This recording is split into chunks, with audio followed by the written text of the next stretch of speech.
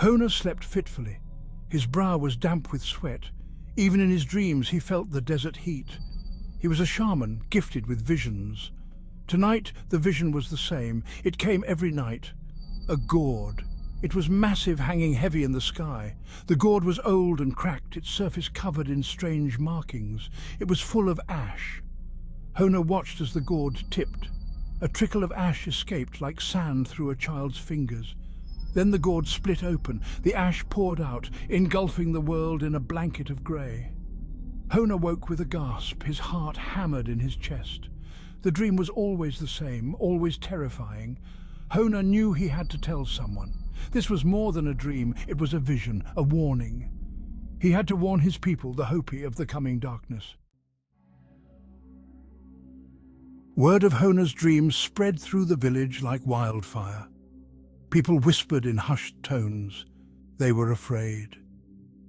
The elders, their faces etched with wisdom and worry, gathered around a crackling fire. Hona stood before them, his voice trembling slightly as he recounted his vision. The gourd. It hangs heavy in the sky, he said, his voice echoing in the silence. It is filled with ash, and when it breaks, darkness will fall upon us. The elders listened intently, their faces illuminated by the dancing flames. Some dismissed it as a nightmare, a trick of the desert night. Others, however, saw the fear in Hona's eyes, felt the truth in his words. The elders were divided. Some saw the fear in Hona's eyes and felt the truth in his words. Others dismissed it as a nightmare, a trick of the desert night. But they couldn't deny the power of Hona's vision. It was vivid, real. The elders, burdened by the weight of their responsibility, debated long into the night. They respected Hona's gift, but this vision, it spoke of a future so bleak, so unimaginable, that it was hard to comprehend. We must heed the young shaman's warning, urged a wizened elder, his voice raspy with age. The gourd of ash is a potent symbol. It must not be ignored. Others were not convinced. These are just dreams, scoffed a skeptical elder. We cannot live our lives in fear of shadows and whispers. The debate raged on, the firelight casting flickering shadows on their worried faces. Hona, caught in the middle, could only watch and wait. He knew that his visions were real. He felt it in his bones. The question was, would the elders believe him before it was too late? As the seasons passed, Hona's dreams grew more vivid, more terrifying. The gourd loomed larger, the ash falling faster, consuming everything in its path. But there was more. New details emerged from the swirling grey. He saw strange, pale-skinned people. These people were unlike any he had ever seen. They wore strange clothes and spoke in a language he didn't understand. They carried objects that shimmered like the sun. Hona trembled at the sight. These objects, he sensed, were powerful, dangerous.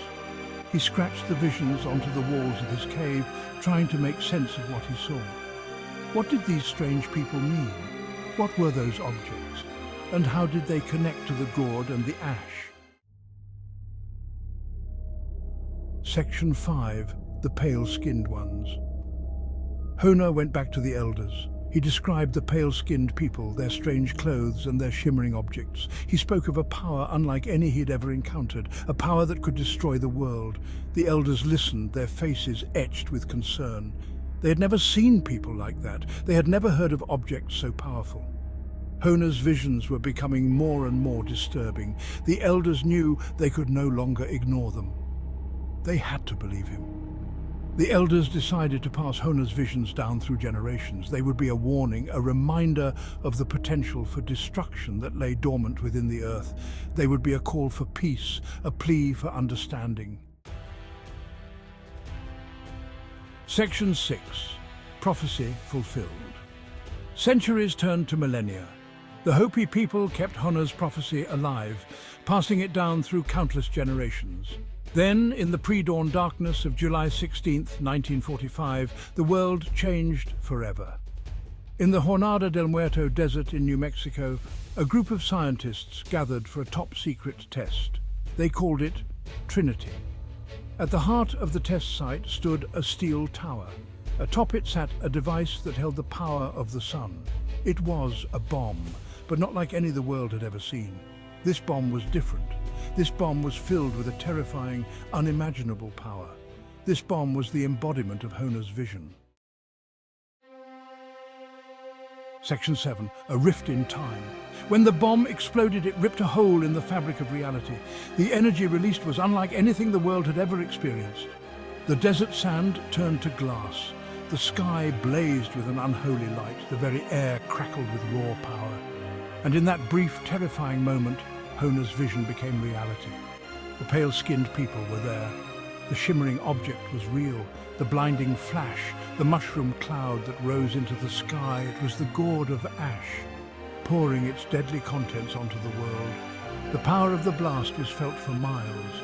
The light from the explosion was visible for hundreds of miles more. It was a moment of both scientific triumph and profound unease. For in that moment, humanity had unlocked a power that had the potential to destroy everything. Section 8. The Gourd's Warning. The Hopi people living on their mesas in Arizona felt the tremor of the blast. They looked to the sky, their hearts filled with a dread they could not explain. Many of them, especially the elders, remembered Hona's prophecy.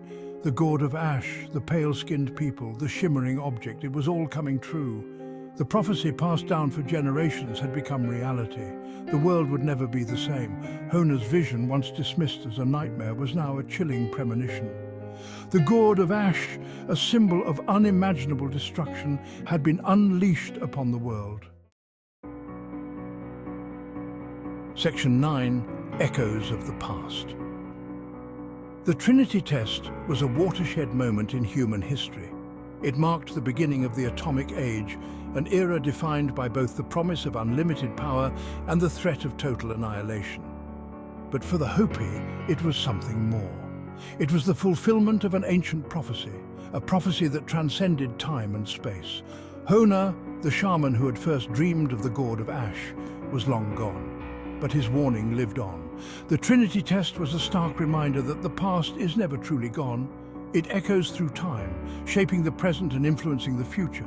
The gourd of ash was not just a symbol of destruction, it was a symbol of the interconnectedness of all things. It was a reminder that the choices we make today have consequences that will ripple through time. Section 10. A Timeless Message. Hona's story, though rooted in the distant past, carries a timeless message. It speaks to the power of dreams, the importance of heeding warnings, and the enduring legacy of ancient wisdom. It reminds us that even in the face of unimaginable power, hope and resilience can prevail.